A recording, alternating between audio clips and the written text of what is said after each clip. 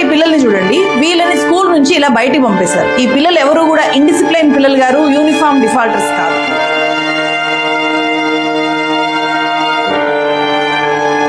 కొనుక్కోవాలి, లేదంటే బయట నిలబెట్టిస్తాం. కొంతమంది పిల్లల్ని పంపించేసి పేరెంట్స్ కి చెప్తే వెళ్ళిపోయారు. చాలా మంది ఉంటారు, 200 మంది అనుకున్నారు.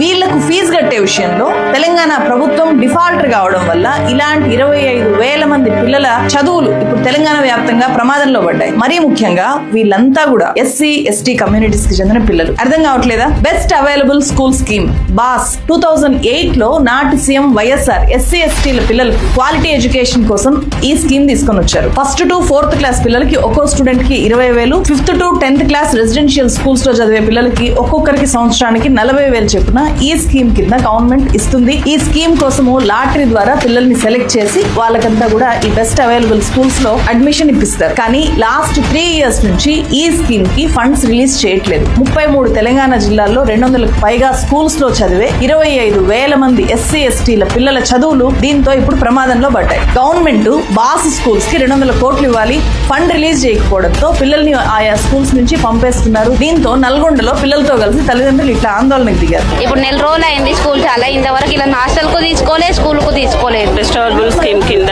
ఫ్రీ సీట్ అని చెప్పి బుక్స్ ఇవ్వట్లేరు. మేము వెళ్ళాం మమ్మీ బుక్స్ లేకుంటే అని. ఎవరు రావద్దో పంపిస్తారు బయటికి, అంటే ఫీజు కడితేనే లోపల తీసుకుంటాం అంటారు. బుక్స్ కొనడానికి డబ్బులు లేవా అమ్మా అని అంటే గవర్నమెంట్ బుక్స్ ఇస్తాం, గవర్నమెంట్ చెప్పినట్టే చెప్తామని అంటున్నారు. మీరు ఎవరికి చెప్పుకుంటారో చెప్పుకోండి, మేమైతే ఇయ్యమన్నారు. ఒక్కసారి ఆలోచించండి. బెస్ట్ స్కూల్స్ లో చదువుకుంటున్నాము అనే ఫీలింగ్ లో ఉన్న ఈ పిల్లలంతా కూడా ఉన్నట్టుండి స్కూల్ నుంచి ఇలా పంపేస్తే అది వాళ్ళని ఎంత ఇన్ఫీరియారిటీ కాంప్లెక్స్ కి గురి చేస్తుంది. అది వాళ్ళ కులాన్ని, వాళ్ళ పేదరికాన్ని, వాళ్ళ తల్లిదండ్రుల పరిస్థితిని గుర్తు చేసినట్లు కాదా పిల్లలకు? మరీ ముఖ్యంగా నెక్స్ట్ అకాడమిక్ ఇయర్ నుంచి ఈ స్కీమ్ ఉంటుందా అనే అనుమానాలు కూడా కలుగుతున్నాయి. ఎందుకంటే ఈ ఇయర్ కొత్తగా అడ్మిషన్స్ లేవు. ఆల్రెడీ చేరిన పిల్లల్ని కూడా స్కూల్లోకి రానివ్వట్లేదు. గవర్నమెంట్ ఫండ్స్ కట్టాలి అని చెప్పి. సో ఈ బెస్ట్ అవైలబుల్ స్కీమ్ ఉంటుందా ఉండదా అనేది తెలియాల్సింది.